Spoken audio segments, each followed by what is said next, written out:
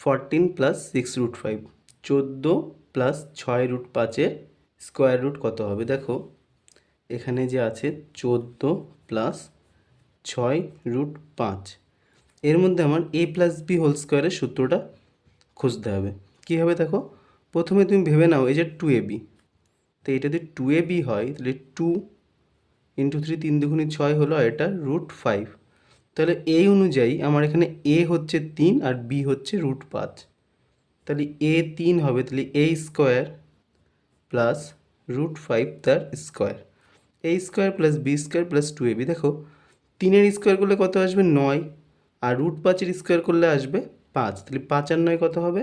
14। তাহলে এই যে 14 ছিল সেটাকে আমি ভেঙে এইভাবে লিখলাম, আর এটাকে ভেঙে এটা লিখলাম, তাহলে আমার আসলো কি a square plus b square plus 2ab। তাহলে এটা আমার আসবে a প্লাস বি হোল স্কোয়ারের সূত্র, 3 প্লাস √5 তার স্কোয়ার।